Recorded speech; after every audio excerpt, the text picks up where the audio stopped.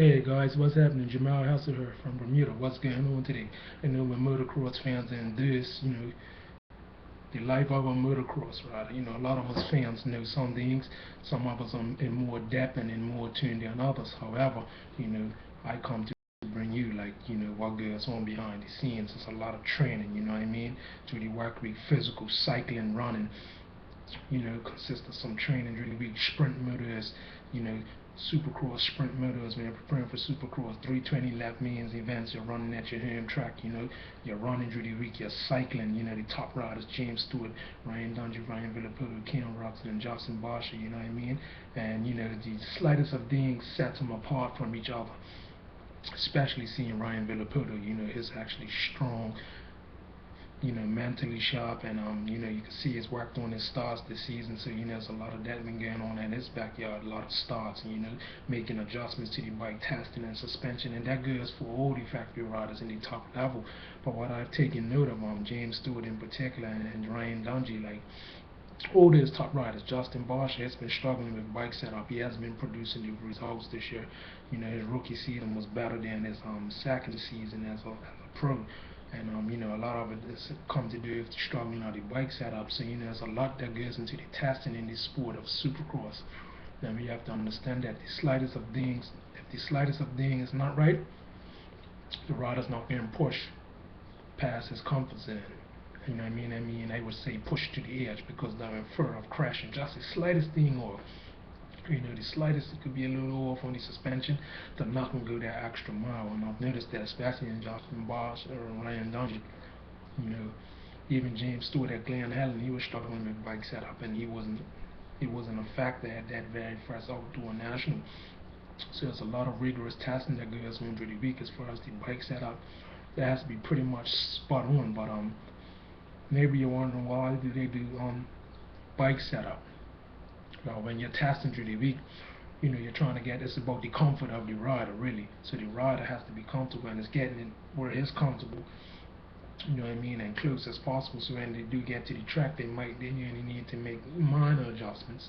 Work still needs to be done at the track when you come to the race at the Supercross or Outdoor National, but it's not a major, I don't think major adjustments, because you're working to the comfort of the rider. So it all comes down to the rider. So different. The test track is different from the racetrack. The terrain is different and all that. So you make a few minor adjustments. Maybe with tires, maybe it could be a little small tweak in the suspension setup. So you know those things are the difference, like in race wins, like the rider being comfortable with his bike setup.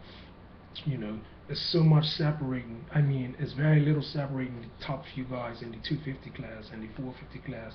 Let's look at the how this outdoor national season started. Ken Roxon's been very strong. You can see his strengths improved since he's been training with Alden Baker. So has took up his training regime, his diet, and spot on. He's strong, he's riding like Ryan Villapoto and Ricky Carmichael, coming from behind and dominating. I would say he's starting to dominate the outdoors and set his name is Axton Stern as the dominant rider outdoors, coming from behind, hunting down the riders like Ryan Dungey, you know, sometimes, you come across Eli Tomac, Ryan Dungey, Trey Kennard, and there's ain't easy riders to come by. So, Roxon has shown that his fitness has improved overall, especially from last year when he's only 250. There's a big difference in his improvement, and part of the biggest reason why it's an improvement is took a program, has put the work in, and is going out in Baker. So it's a combination of things. It's definitely starting to bear fruit. People were wondering, like, what's the relationship going to be like between Ryan Villapoto and Ryan Dungey if Ryan Villapoto invites him? Why would Ryan Villapoto invite him? But it's actually healthy for Ryan Villapoto, and you can see it in his riding. As a champion, he needs to stay sharp on his toes. So Ryan even mentioned in the interview at Rare Bud, it keeps him sharp. It's somebody to push him, keep pushing him, and it's showing, especially in Supercross, man, when him and Ryan Dungey were going at it, when Roxon and Ryan Villapoto were going at it, you can see there's a sequence, and, you can see it's like what was going on at the test track.